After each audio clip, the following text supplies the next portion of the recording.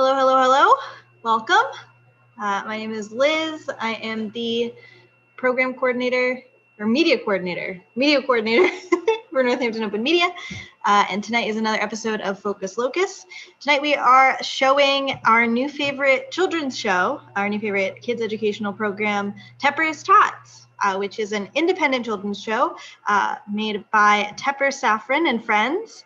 It is an award-winning show. And it has sort of the moniker of being the ultra-modern Mr. Rogers. And we've been airing it on Tuesday, Thursdays, and Saturdays at 10 a.m. I think it is an especially interesting time to talk about children's programming right now when a lot of people are sort of struggling with the remote learning for younger children especially. So I think if you're a Focus Locus viewer just interested in production, I think this will be a really interesting one. This is a really creative and interesting show as far as editing and production. And if you're interested in children's programming, I think you can learn a lot from Tepper, who will be joining us after we show 2 episodes. We will be showing episode 1, which was when it was called Tepper's Playpen. So we're playing episode 1 from April 1st, 2019, and then we will be playing the most recent episode, which is episode 54. So things have changed a lot for the show between that time.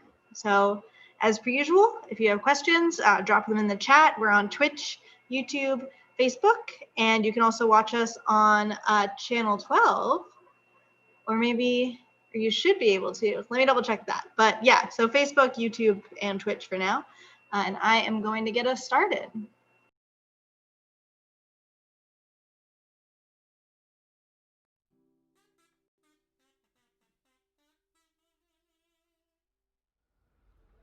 Howdy, howdy, Tepper's Tots. I'm Tepper. Thank you very much for joining me on this glorious rainy day. Woo. There goes a car. I'm on my way to the playpen where I like to make my art, and I'm hoping you want to join me. I got a little surprise in my backpack right here from when we get up there. Something we can make art with. So what do you say? Let's go inside. Oh boy, oh boy, oh boy. We're here in the playpen. This is where our art will be created using the special art tool that I brought in my bag today. We're gonna find out what that is in a second, but first, I wanna take a breath, stretch a stretch, and tell you how nice it is to be with you.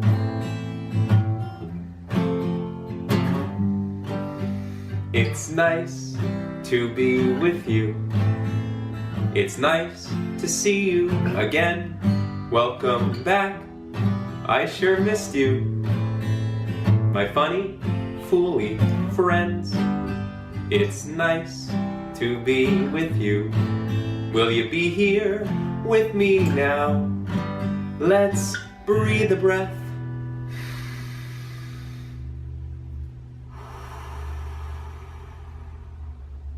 And stretch a stretch. You ready? You can stretch your arms up in the sky. Oh, and stretch them out to the side. Woo.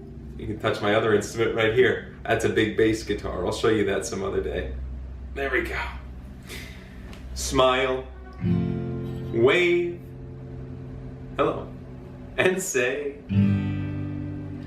howdy do. The grass is blue, the clouds are yellow balloons.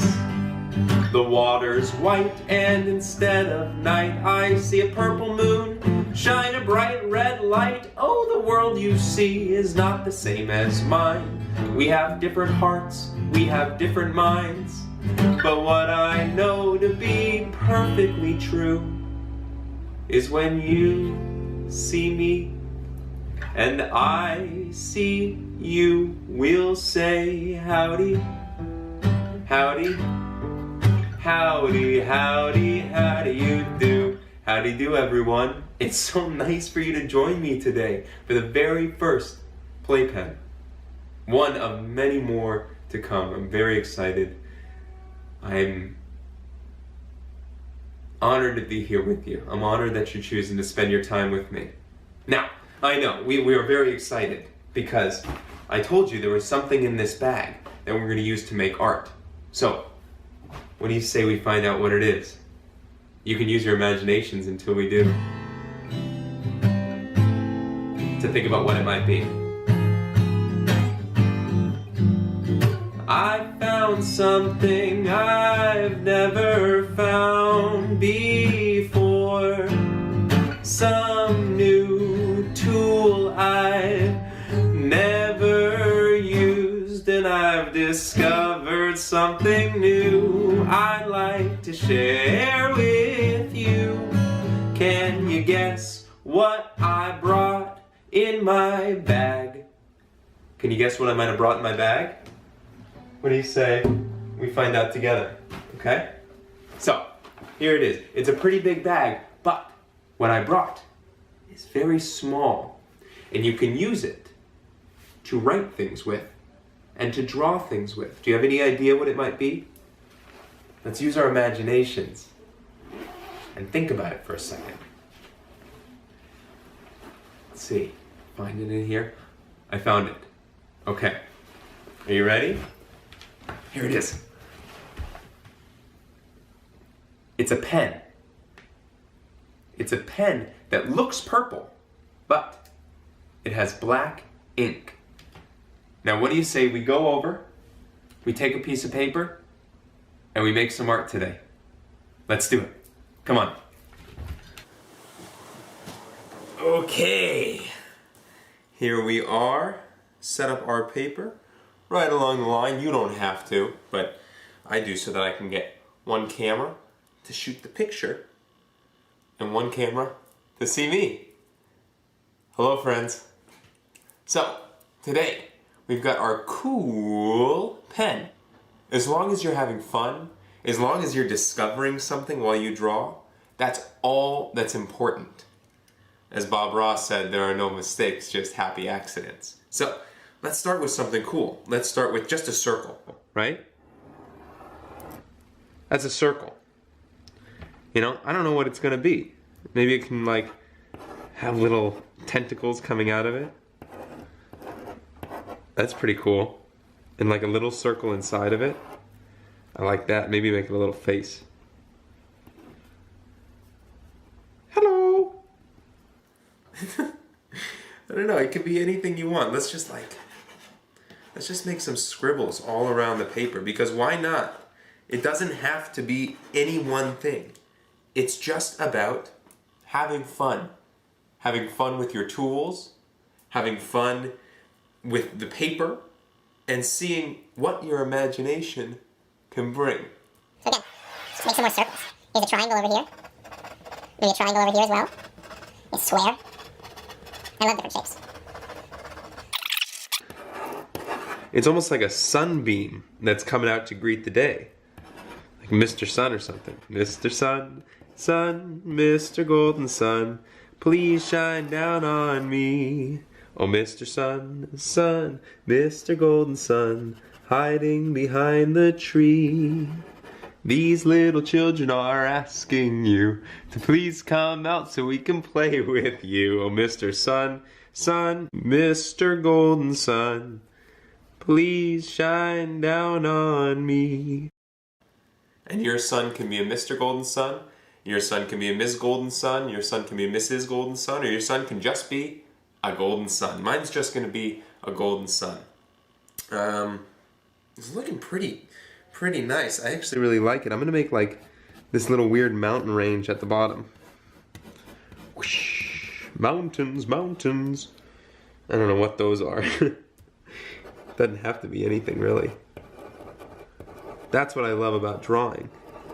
Anything your imagination creates is A-OK.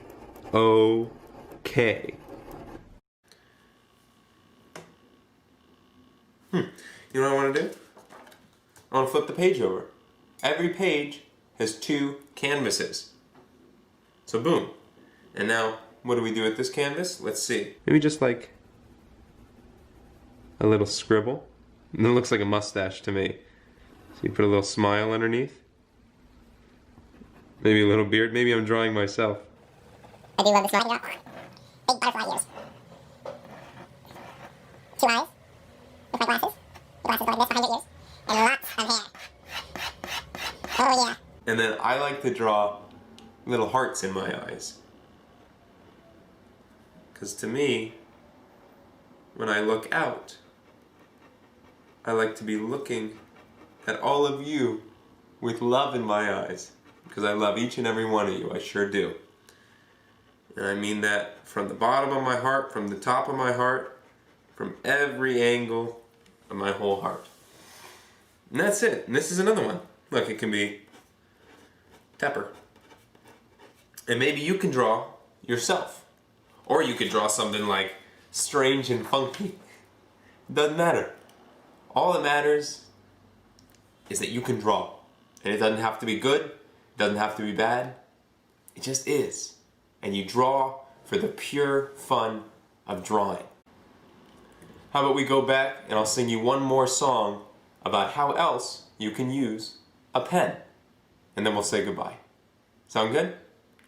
Let's go back over.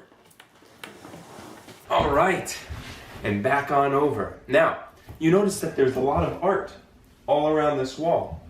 That's because whenever I finish something, I like to put it up. So, we're gonna take our little Tepper picture, and I'm gonna take a little push pin, which I keep in this safe container so it doesn't hurt anyone. See? Little tiny pin right there. I don't know if you can see it. We take that, close the lid, seal it up safe, and put our picture right here. Oh, I like to tack mine up, but if you don't want to push things into your walls, you can use tape or something else sticky. I would ask a parent for help or someone that you trust, a grown-up that you trust.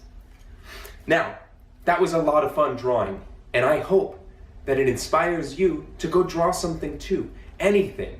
It doesn't have to, it could be scribbles across a page. That's all that's necessary, is that you take your pen and you put it to paper and you create anything you want. And if you'd like to, please take a picture of whatever you draw and send it to me. I'll have all the information below about how you can email me or write me a letter. All right? Deal. Now, today, we learned a way to use a pen to draw. But there's another way you can use a pen. Sometimes you have thoughts or feelings or ideas, and you want to express them. So you want to tell someone, right? You want to tell a grown-up, tell a friend. But sometimes they're not around for you to tell them to. And that's why I love pens. Because when I have something to say, and no one is around to say it to, I can just write it down. That way, I'll remember. And I know that I was listening.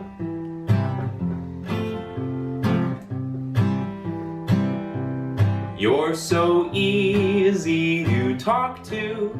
I tell you everything. But if you're not around, I've got a tool for remembering what I want to say. I've got my pen, P-E-N, to write it all down. I got my pen, P-E-N, to write every thought that pops into my crown. I can pen a poem, I can scribble a song, I can doodle a noodle, I can't write wrong with my pen. Pen, P-E-N, my pen, my faithful friend, my pen. Pen, I depend on my playfully pointed, doodly anointed, punctual, performative pen. So thank you all very much for coming today. Thanks for celebrating on the inaugural session of the Playpen for creating in my studio here. I hope that you come back and say hello to me tomorrow. And until then, I want you to make sure that you're staying open and receptive and curious. And that means asking questions about the world around you. And we'll end the same way every day with this song. A song all about curiosity. Maybe what we need is not what we know. I guess we try to guess to stay in control. The world's uncertain, certainly. Birds have feathers, trees have leaves, and we are free to live and let be. So until we meet again, I'll say adieu. It's been so nice to be with you.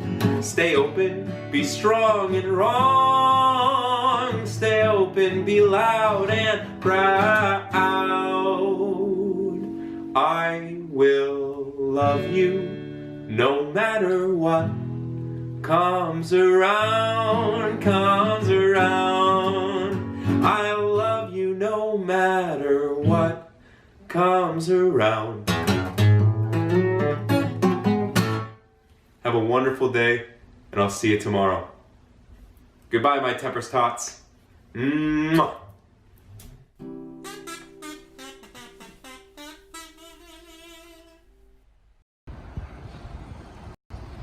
Howdy do, everyone. You want to know what I was writing about in my journal? I love when I draw lines.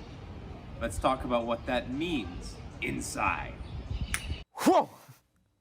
Howdy do, everyone. It's nice to be with you. Welcome to the playpen. What do you say? We breathe a breath, stretch a stretch, and say a nice little howdy do. Oh, it's nice to be with you. It's nice to see you again. Welcome back. Howdy do, everyone. You want to know what I was writing about in my journal? I love when I draw lines. Let's talk about what that means inside. Whoa! Howdy do, everyone. It's nice to be with you. Welcome to the playpen. What do you say? We breathe a breath, stretch a stretch, and say a nice little howdy do. Oh, it's nice to be with you. It's nice to see you again. Welcome back. I sure missed you, my funny, fooly friend. Oh, it's nice to be with you. Won't you be here with me now? Are you ready? Let's breathe a breath.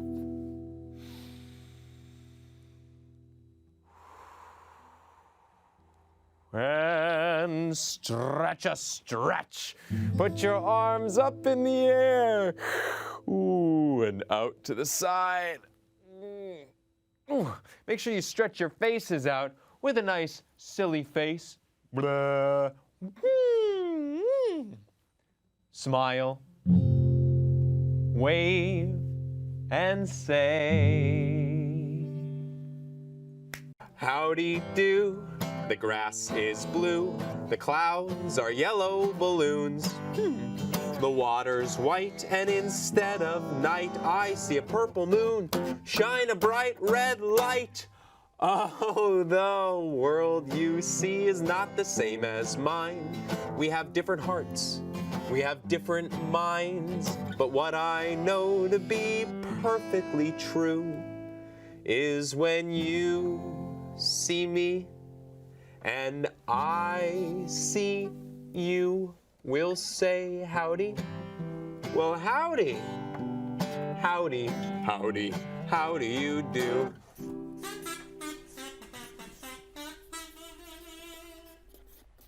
Howdy do, everyone. It is so nice to be with you. I was writing something in my journal. You remember what it was? I love when I draw lines. I'd like to tell you a little bit about what that means, but first, we've got to stretch our minds, stretch our bodies, and stretch our imaginations with a little bit of... Oh, do you hear that? That's the bagel phone ringing. This is only called if someone's calling the Rochambeau Patrol. I better pick it up. Hello? Yes, the Rochambeau Patrol here. Yes, we are happy to come help. Where is the location? I'll be right there. All right, everyone. It looks like there's some sort of conflict that the Rochambeau Patrol needs to solve. Well, Max, I think you should color in it. I already drew the picture. I know, but I cut it out, and I think I did a really good job. And you did do a good job. I think you should keep doing a good job and just finish the job, color it in. Yeah, but I'm scared I'm gonna mess it up, and you do such a better job drawing than I do. I know. I do love when I draw lines. You know, it seems like we're not really getting anywhere here. This feels like a job for the Rochambeau Patrol. Wait, the Rochambeau Patrol? Rocham, hello! We're the Rochambeau Patrol. What seems to be the problem? Well, I drew a picture, And then I cut it out. and I think Max should finish coloring it in. But she's so much better at drawing than I am. Classic conflict. Well, you know how Rochambeau works, right? Not really. No. Well, it's just like rock, paper, scissors. And whoever wins doesn't have to color it in. Understood? Yeah. That we seems agree? fair. Sure, okay. All right. Let's see it. All right. You ready? Let's do it. Rochambeau. First round goes All to right, Brianna. Wow. First round. Yeah, Oh, yeah. of course. It's best 2 out of 3. Oh, I still have a chance. All right. All right. Keep going. You ready? Yep. Rochambeau. Oh, that's a tie. It's a tie. One more time. Goes a to good no tie. one. Rochambeau. Max is back up. Rock smashes scissors. Sure does. So Right, we're still okay. tied. Last one. You ready? For the money. Rochambeau. That's it. It's up to you to color this in. Thanks, Rochambeau Patrol. I don't think we could have done it on our own. We're happy to help. You know, even though I lost, maybe we should color it in together. Yeah, I mean, playing Rochambeau was so fun. I'm sure we'll have a good time. Yeah. Classic compromise. Thanks, Rochambeau Patrol. Anytime. Rocham, bye. Bye. Whoa! Oh, hi, Kelly. Welcome. Tepper, thank you so much. Can I give you a hug? You can give me a hug. Thank you for asking. It's so nice to be with you. It's so nice to be with you. How you feeling? I'm feeling great. I'm feeling excited. Excited. Yeah, my Where do you body's- feel excited? I feel excited in my shoulders and my arms. It's like a wiggly excitement. It is a wiggly excitement. I'm wiggly excited too. Yeah, Oh my gosh, we're here we are. to Metaplate with you at home, and we hope that you'll join us. And we also hope that you'll join us with a very important activity you need to do before you activate your body, exercise, drinking water. Very important. So what do you get some water and sing with us? Water, water, water, we can all drink water. Hydrate or you'll totter and fall.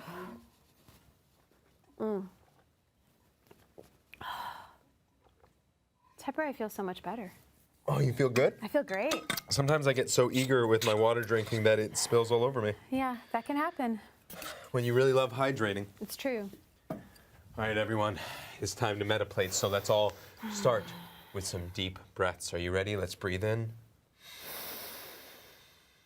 and out. And in and out. And in. And get that body moving. Oh, I feel us transforming. Oh, I do too. Do you feel it, Kelly? I feel it's transforming, We're Tepper. transforming. What are we transforming into? We're transforming into coyotes. Coyotes, those scrappy animals. They put their hands on the ground because they do. walk on all fours. You walk on all fours. And they sort of like stretch out too. Oh, that's a you great stretch back stretch. like a coyote. And they even like stretch their legs. Oh, like, yeah. What kind of sound does a coyote make? No, I think it makes kind of like sometimes a growling sound. A growling like, sound? And sometimes coyotes howl.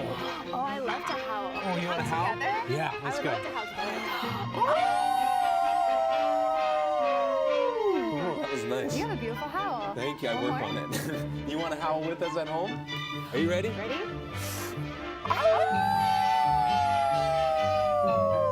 Oh, Tepper. what?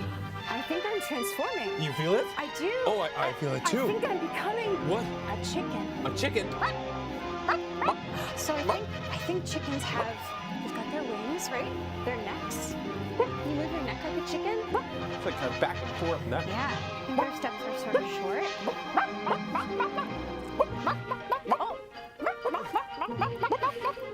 They kind of like peck at things. They do. Let's practice. Let's practice.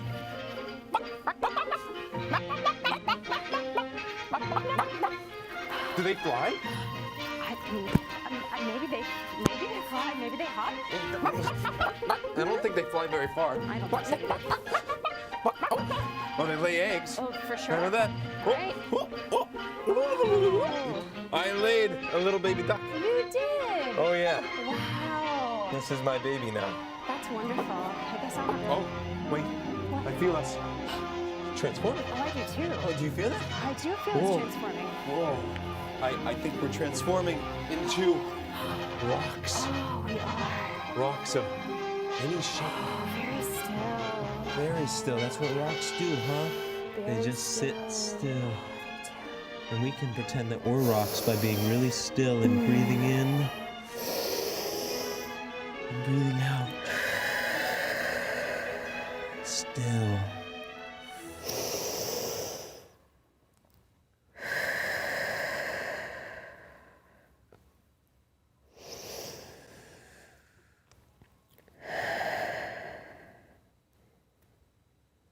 How do you feel, Kelly? I feel great. Sometimes being very still is very nice. I certainly like it. Yeah, I feel calm. Feel centered. Me too. What do you say we snap out of here? Let's do it. 1, 2, 3. I love when I draw lines.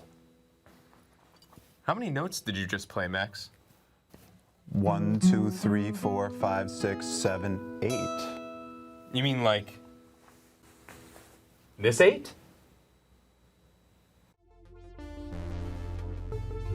Zero, 1, 2, 3, 4, 5, 6, 7, 8. 8.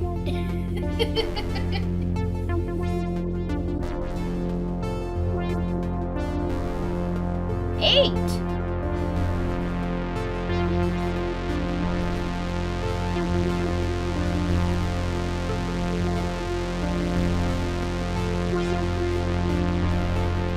8.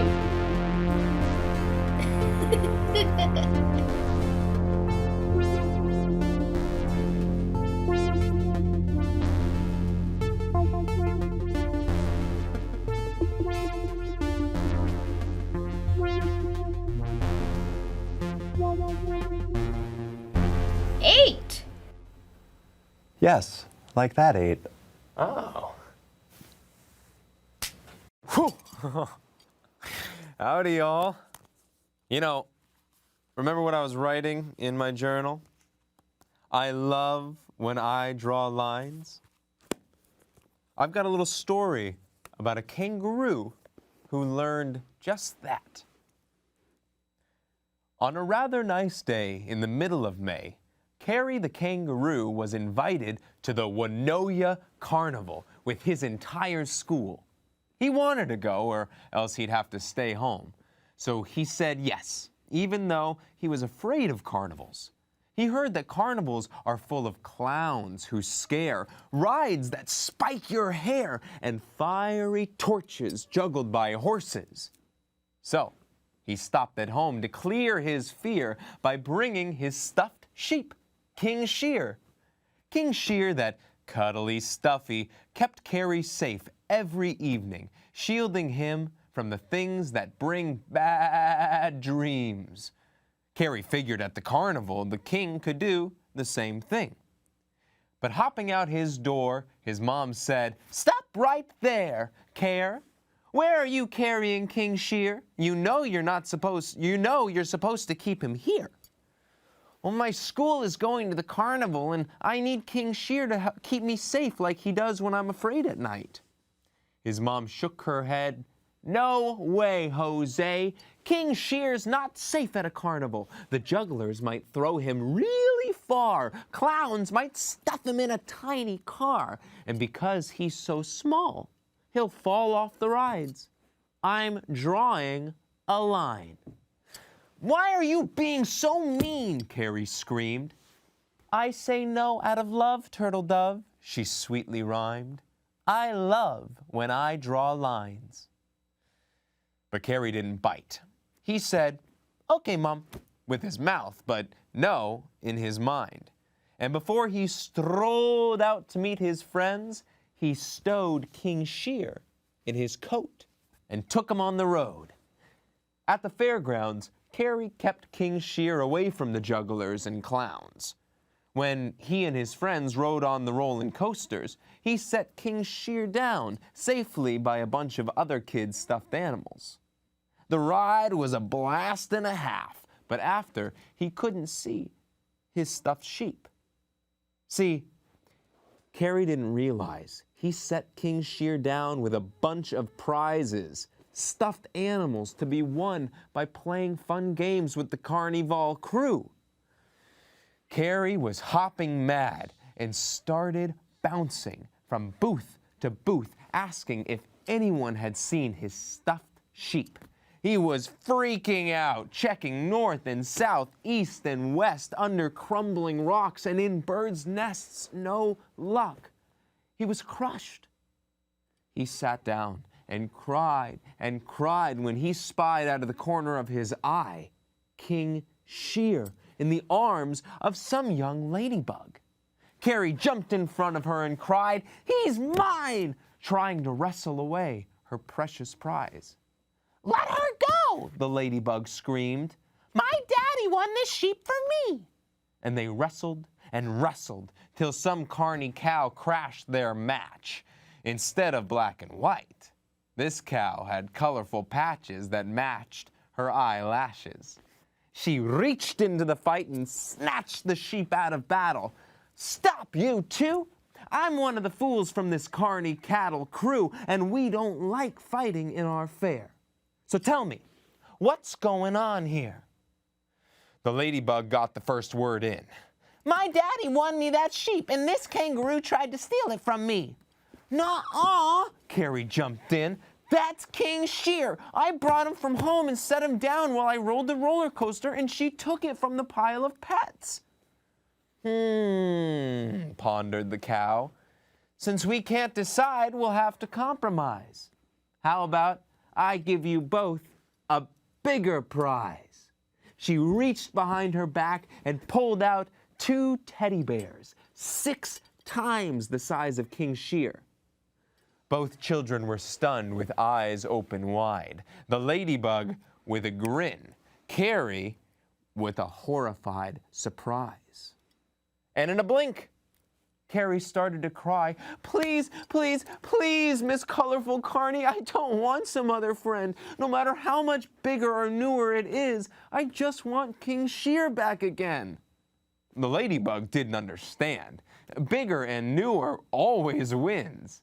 But instead of sticking around to find out why, she snatched her new teddy bear prize and said, "Goodbye."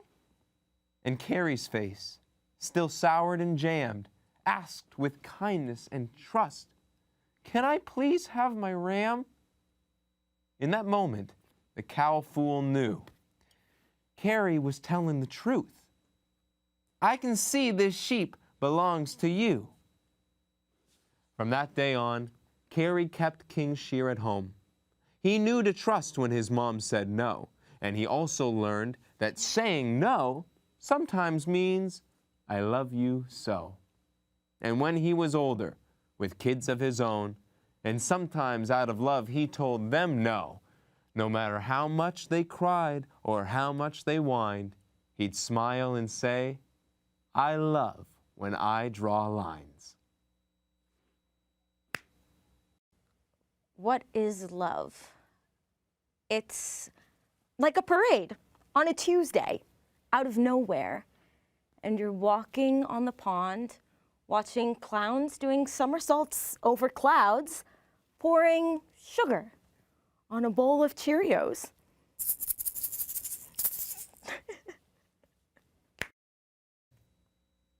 Why do you love yourself? Hey, I'm Anthony. And I love myself because I'm inventive, creative, and spontaneous. Even when I'm stuck inside, I always have something fun to do. I love that I'm curious and that I wake up every day excited for the possibilities of the new day. And I love how much I love my children and my grandchildren and my dog and how much I care about everyone.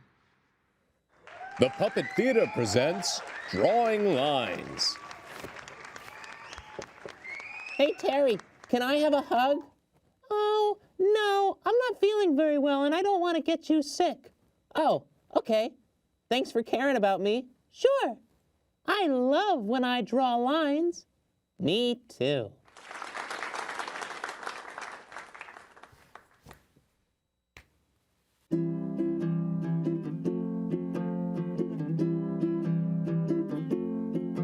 There are all kinds of love, all the way from A to Z. Love can look like two best friends, or climbing a tree.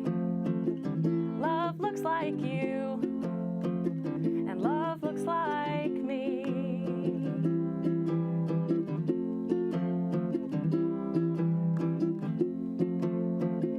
Some love looks like mom and dad, and some love looks like dad and dad. Some love is getting mad, and sometimes love is some guy named Brad. I don't know a Brad, but I'm betting that he's super rad. I mean, come on now, his name is Brad. I'm starting to ramble. Just a tad. Love can be a goodbye, or helping your friend learn how to tie their shoes. Love is asking for what you need.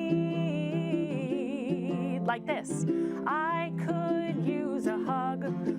Wanna go chase lightning bugs. It's okay if sometimes we disagree,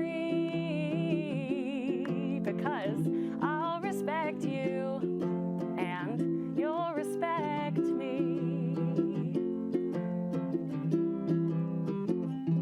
As we can see, love looks like a lot of things, like sleepovers and wedding rings. Love is a verb as well as a noun. It can pick us up when we're feeling down. Love is something you do, and not just when you say I do. So start with yourself today and show yourself some love in a way. I like being optimistic. I am a good TV host and actor. I'm not afraid to talk to new people. You can love your parents and your best friend too, but the most important is the love that you give you.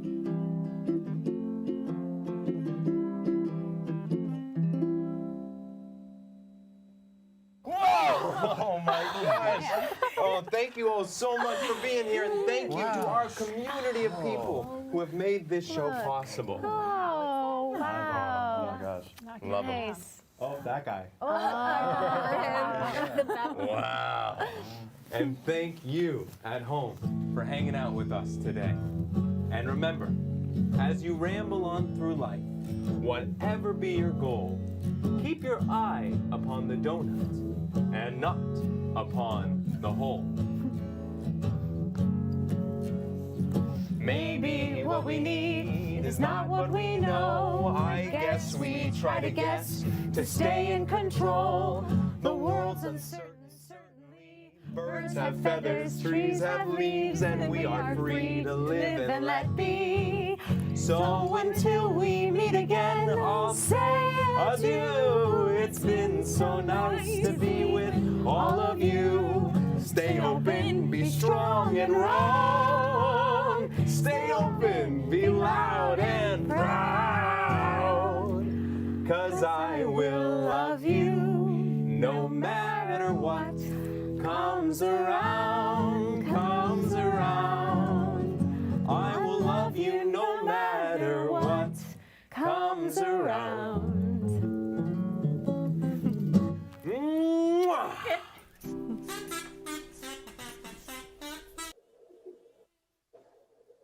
Okay. Thank you, Focus Locus audience. So we have just finished watching 2 episodes of Tepper's Tots, the first episode and the most recent episode. And now I am joined by Tepper himself for a little live Q&A. Want to say hi? Howdy.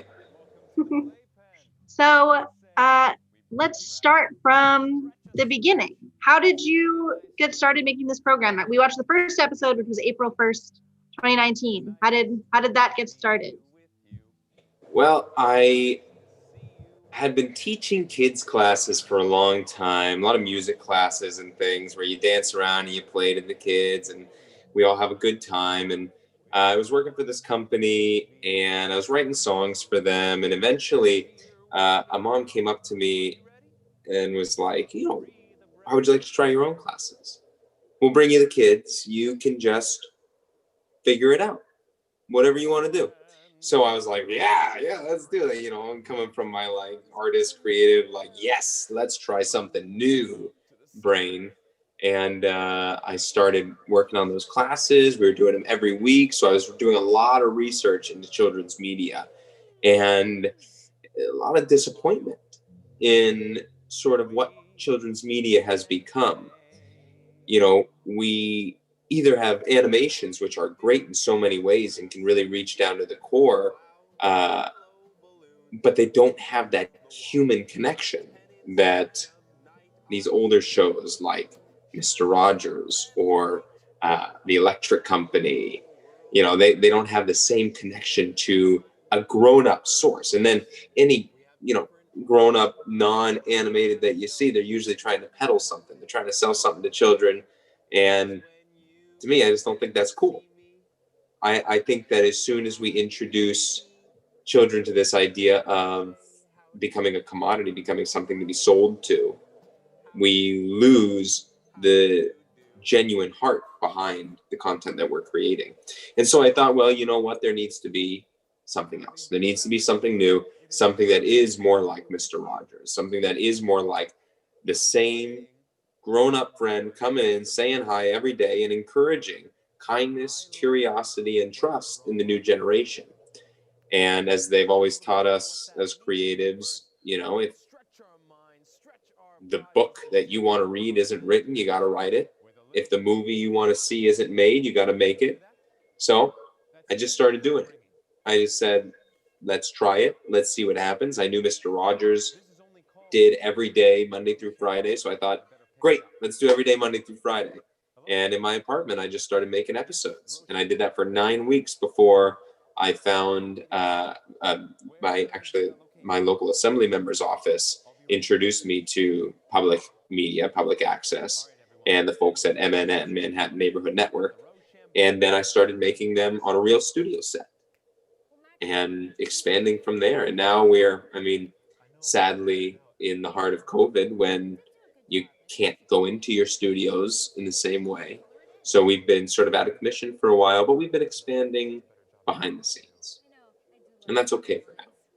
That's exciting though, to hear that it's still, the train is still going. Yeah, so let's see. I have a lot, you brought up a lot of things that I want to dive into, but I think to start, I'd like to hear, I want to think a little bit more about this sort of philosophy of children's educational programming.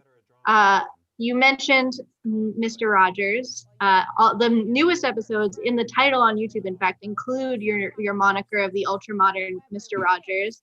So I was wondering if you could tell us a bit more about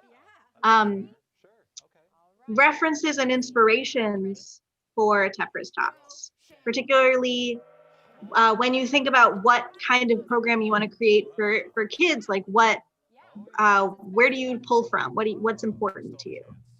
I'd say probably my 3 biggest inspirations in children's media have been Mr. Rogers, of course, The Electric Company, and Pee-wee's Playhouse, which, Pee-wee's gets a bad rep because of the stuff that happened off the camera. But what Pee-wee's Playhouse was basically just a hive mind of artistic spirits. They there's this wonderful documentary about Wayne White, who is one of the artists on Pee-wee's Playhouse, who would help create these different things. But it was the zaniness, the wackiness, that is something that I really, and the unexpected, that is something I really want to be combining in the show, alongside this consistency, this kindness, this love that is given by Mr. Rogers, and combine that with this sort of vignette style, kind of slapstick, simple animations of the Electric Company, right to the point. You know, those three things, the artistic spirit of Pee-wee, the consistent kindness of Mr. Rogers, and the format of the Electric Company, all combined. Great. So obviously, as our viewers have seen, the show has changed a lot between episode 1 and episode 54. So I was wondering if you could tell us a little bit, besides just moving into a studio, what has been the process of including new people? What has been the process of adding these new editing styles? Alongside the editing part, I was really fortunate to find my editor, or rather he found me. I was posting on Reddit, and he found me on Reddit and said, hey, I really like what you're doing, you know, I'd like to support in any way. And we just developed a friendship online. And after a while, I was, you know, kvetching about how much work it was, right? How much time I was put into this. I was having to write the things, direct it, star in it, do the music, do the this, edit it. And he's like, well, you know what? I've tried my hand at editing before. Why don't I take that off your hands? And so that's been a huge help. I'd say in terms of expansion, otherwise, that's been one of the main things that's holding, I don't want to say holding back. We're exactly where we need to be. And yet, if we want to move forward, the thing that it needs, what I require, is a team. And we don't have a team. We have a team. We have a lovely team of volunteers who come in and make sure everything gets done. And I think the issue is most of our volunteers are day players. They'll come in when you call them to action. The problem is that without having partners in this that rile each other up, you know, going back to Pee-wee's Playhouse, you've got Pee-wee, who, John, I don't even remember his last name. I only know him as Pee-wee. And these artists who all came together. They threw their ideas in the bunch, one after another after the other. And you need that kind of energetic spirit. And I'm willing to do that for free. But I don't like asking other people to devote so much time for free. And at the same time, I won't commercialize it. I won't monetize it. I won't ever put ads on it. So I've been sort of stuck in the loop of, I don't know where to go next. And not to mention these 6 months of going, I don't know where anything's going next. Week by week, something completely changes. Yeah. Ooh. Sobering in a way. But for what it's worth, I think that, I don't know, before we even went live, you said to me that the thing about community media is as long as one person sees it and gets out of it what they need. And I think that a lot of people have gotten out of it what they need, I think. I feel as though I've gotten out of it what I need. Yeah, so that said, I want to sort of dive into the process of writing an episode of Tepper's Tots. You want to talk a bit about that? The most recent episode, episode 54, was a totally different process that I loved. I brought my friend Hannah Benitez in to kind of co-create it with me. And so that was amazing, getting to sit down with her. We meet at a coffee shop. It's exactly like what I've been talking about desiring. We met several times, talked about the sketches, bits and pieces, how to put it all together. She helped me write the story. We talked about formatting. It was a collaborative spirit. And then once we got to the place where, with community media, you sort of have to reserve your spot pretty far in advance. So we knew when we'd be filming.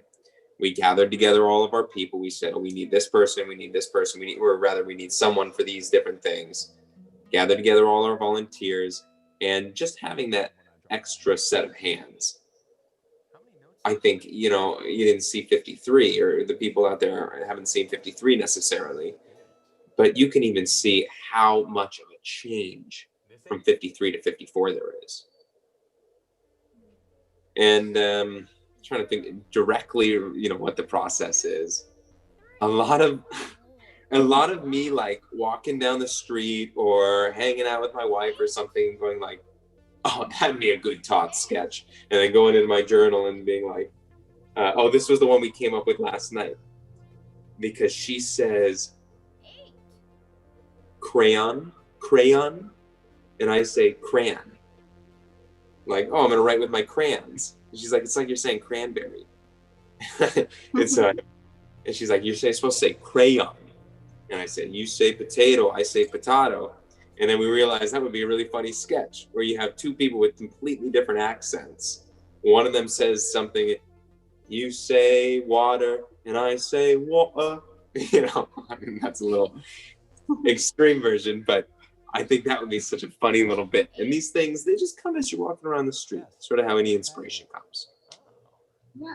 And an accent sketch would be great too, because I feel like something that's so great about Tepper's Tots is that it has the ultra modern aspect where it's politically inclusive. Like the what is love song includes, love is two moms, love is two dads, love is a mom and a dad, love is also, just being friends with someone, love is when you need a hug.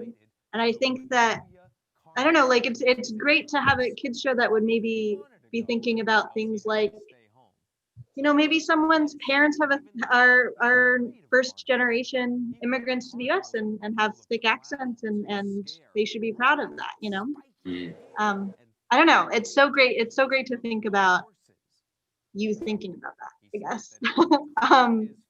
Yeah, so go ahead. Most of the music I've written for the show, but that song in particular was written by Alex Zito, who was the woman who was playing it. And such a wonderful thing, I just said, I guess this is another part of the collaborative energy of it.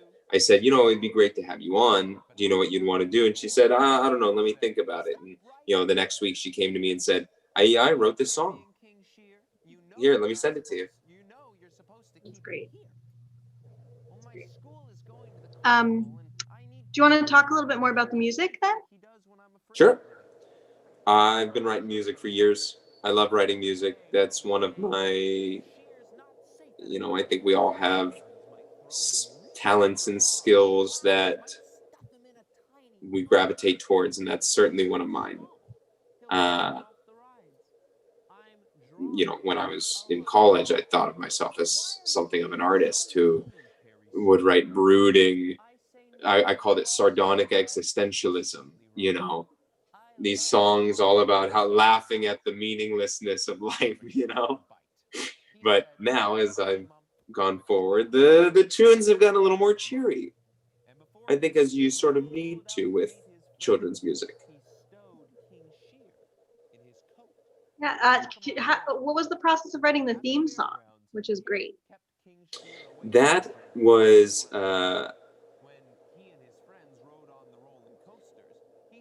one of the catalysts for Tepper's Tots, I think, was that about 2 months before it's about to get a little dark.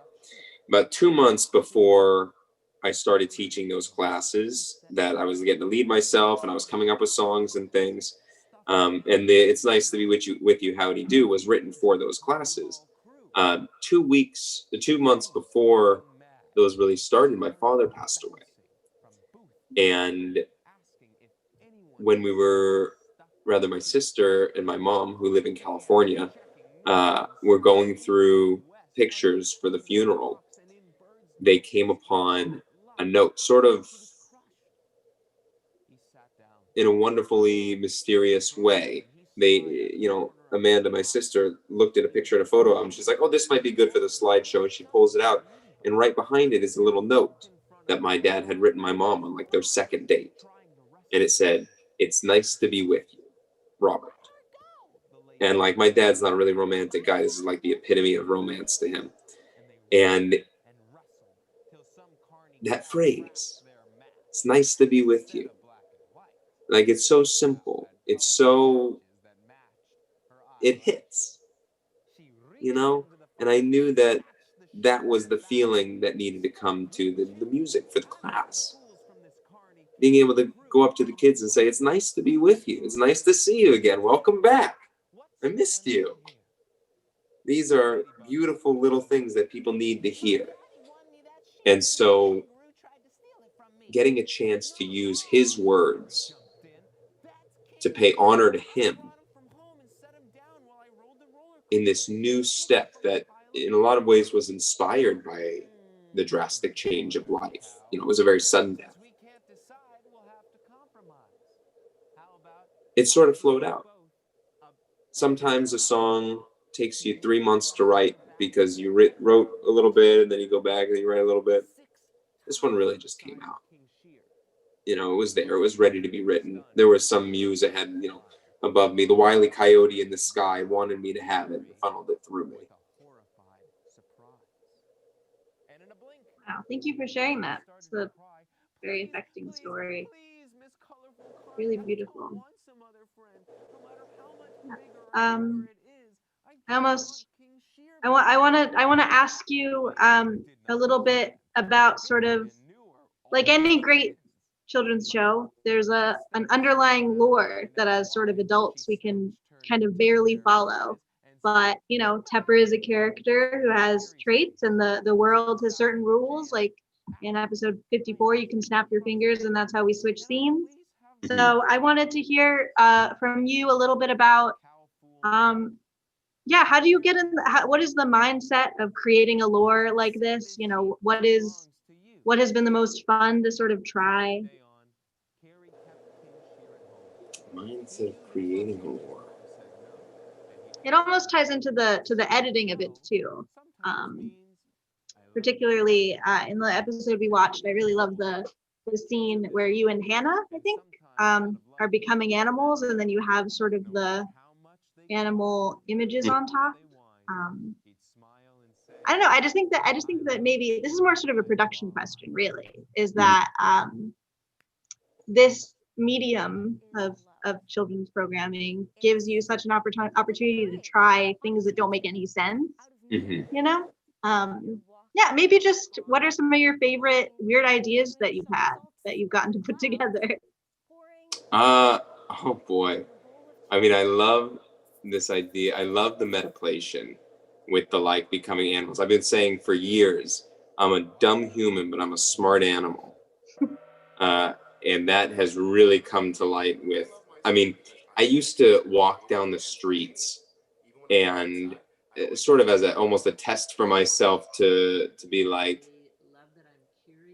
learning how to not care what other people think about you, learning how to try to live within yourself without fear of judgments from the outside. There would be times where I'd walk down the street and I would just be like starting to feel like I was holding myself in, like I wasn't expressing truthfully. And I would just stop and I'd go, and let out a big howl. And I'm sure, you know, I mean, in the streets of New York City, you can do whatever you want. People are probably just like, what a nut job. But it was really freeing to me and exploring that we are just animals. I think that we think that we're something, oh, we're these great old humans, highfalutin humans who've got opposable thumbs and know how to start war and colonize. You know, we start to think we're so smart, but the animals have been living in nature without disrupting the entire order of the planet for thousands and thousands and thousands and thousands and thousands of millions of years. So there's one that I really like, is this idea of embrace your inner animal, metaplate, breathe, stretch, see what it's like to be something else. That's great. I wanted to ask you, so the concept of an ultra-modern Mr. Rogers, what does ultra-modern mean to you? Because from my perspective, I see, you know, this show that has all these clear inspirations from net art, and you know, it's so, it feels like I'm on the computer like 5 years ago. You know, like the visual aesthetics of it really resonate as like a millennial or a Gen Z or for me. So I wanted to know what do you think is, are you trying to strive for ultra modern? Like what does ultra modern mean to you? I don't know. I don't think I know for sure, but I do know that it makes me feel like it started as the modern Mr. Rogers, which I was like, yeah, that makes sense. That's pretty self-explanatory. It's Mr. Rogers, but it's right now. Ultra modern. Every time I think of it, I think of the color ultraviolet. When I think of the word ultra modern, I think of that color ultraviolet, which was like the Pantone color of the year in 2017 or something like that. You know, and I love that color. Purple is I love so much. But what ultra modern is I guess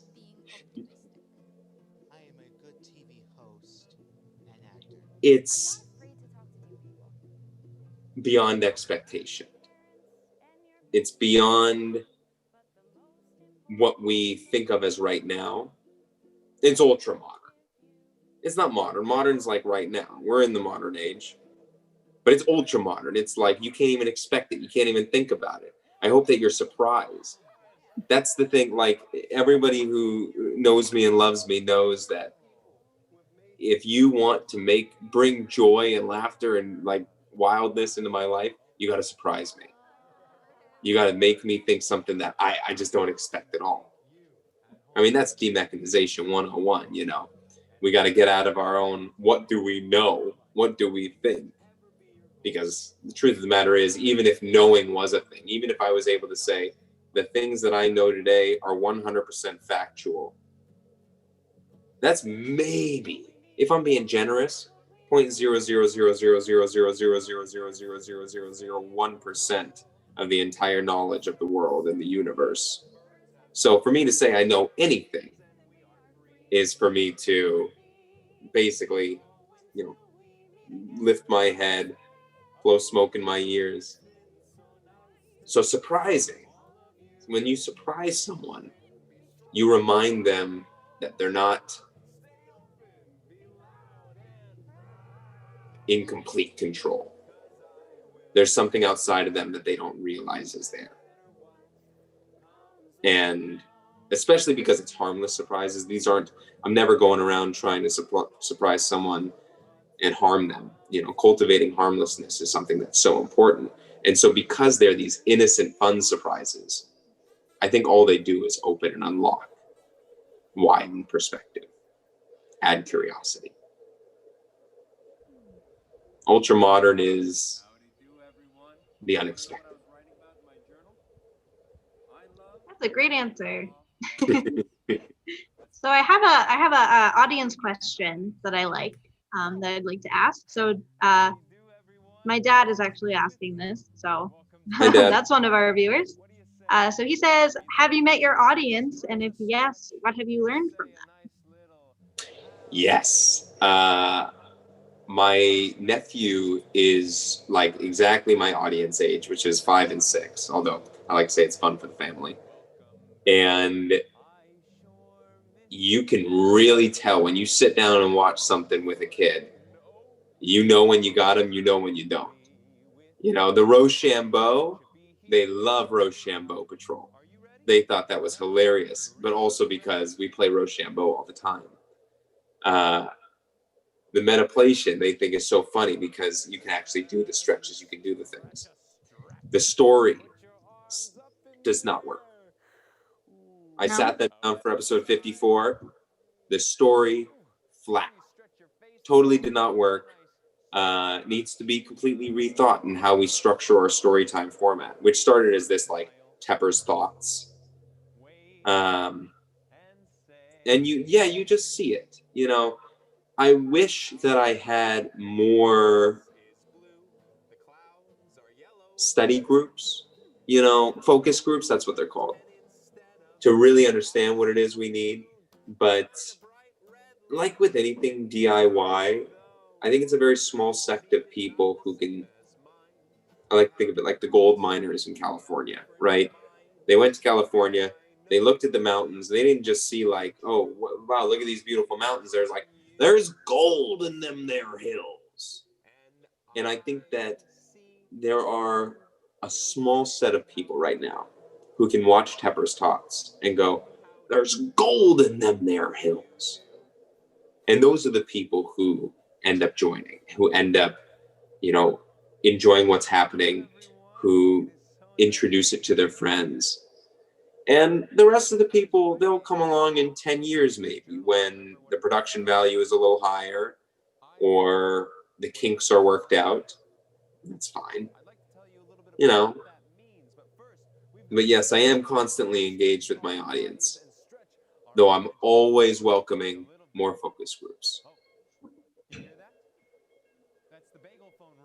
I'll be sure to see if I can get some feedback from our audience on, because if you're watching and you can watch channel 12 in Northampton, Tepper's Tots plays every Tuesday, Thursday, and Saturday at 10 a.m. So, so sort of off of that question, with obviously a very large sort of theme of this conversation, as with all of our Focus Locus conversations, is that everything is more remote right now, especially school.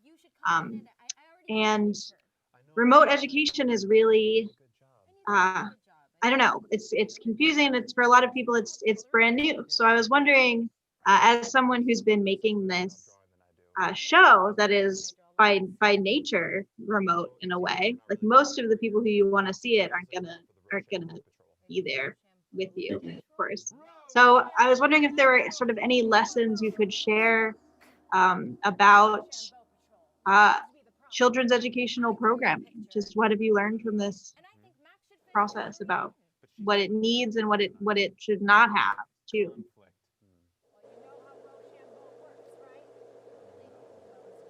I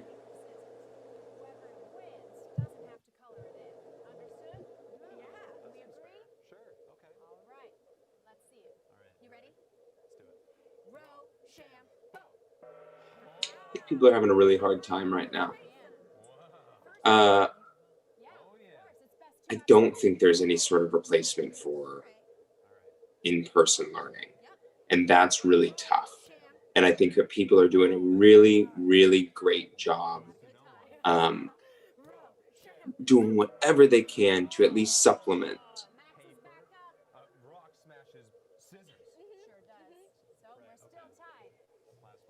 I don't know if I know the answer. That's very honest. I'm glad. Yeah, I mean, I'm not a teacher in the sense that I'm able to talk about language and grammar and mathematics and things that are more school. My show is all about the philosophies of life, how to be a good person. And those are the things that you don't need a television show for it. You don't need media for it. If anything, you just need parents, caretakers, nannies, babysitters, anyone who's looking after kids to be a model, to be the example. And I think that's a lot of pressure. I think that's really hard. And I think it's very understandable that that can't always be done.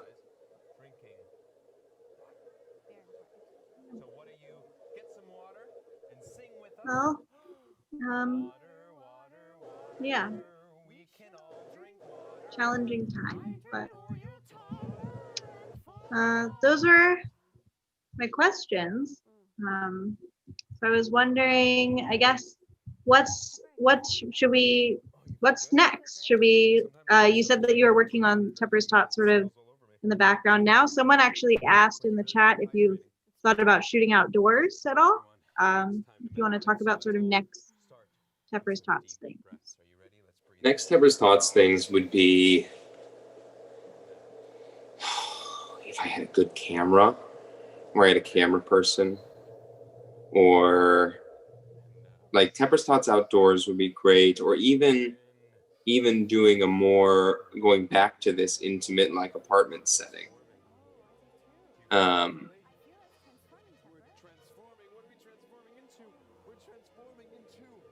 Sometimes you can sit down and try so hard to come up with an answer, and nothing comes up, and nothing comes out.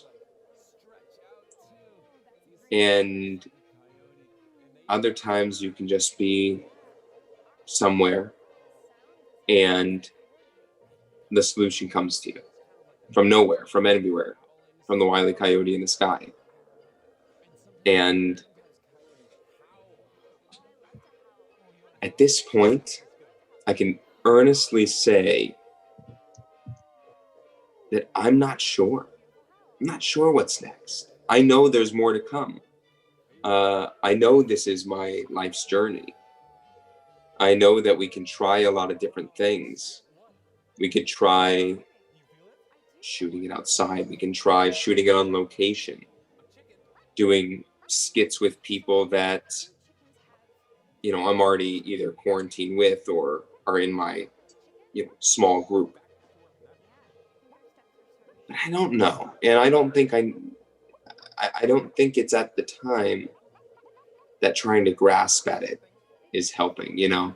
Like many other people, I think this time period has been really hard, not only for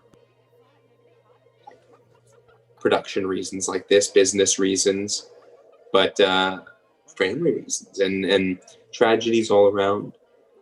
And I think that we want so badly for things to go back to normal. We want so badly to be like, look, I know this is happening, but let's just keep moving and get through it. That I almost feel like there's a lot of forcing. And I've tried the forcing. And I've put the pressure on myself, and I've been like, you need to get another episode out. You need to make it. I don't know how many deadlines I've set for myself before realizing it's just not going to work that way. Someone's having a good time down the hall.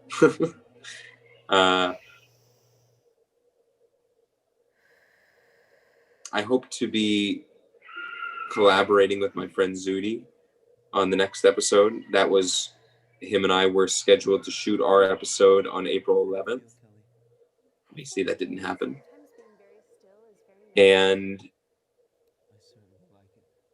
I hope to find a way to be the consistent voice that I know ultimately I need to be. Beautifully said. I don't know. Beautifully said. I think, you know, it's 54 episodes. It's incredible. It's consistent in its own way already, and it's been a year-long show, and it's really, it's a good show, and you should be very proud. Thank you. So I think we should wrap up. So I wanted to ask if, you know, for our audience watching, where can we find you? How can we support you? Tepperstots.com. TEPPERSTOTS.com. And talk to me, shoot me a message. There's a page, it says contact, and it goes straight to me. You can email me if you want to write down the email address. It's howdy@tepperstots.com. Very simple. And if I would say that if you feel pulled to help this program encourage kindness, curiosity, and trust in the new generation, We will find a way to incorporate you. This is a community-based show. This is a collaborative show. This is a show created entirely by volunteers. This is a show that's never going to sell anything to anyone. If you know how to write grants, that's a huge help. If you know how to market, that's a huge help, because I do not. If you know, if you have a kid, if you're a parent, if you're an educator, watch it and give me feedback. You know, I take everything people say into consideration, and it's what makes the show grow so much each episode. And I am proud of, you can watch episode 1 to 2 and see the growth. Episode 31 to 32 and see the growth. Episode 41 to 42. 51 to 52. There's only growth between the 1 and the 2. No, it's not true. You can really see the growth in every episode. And that's because, entirely because of the help that people have put in.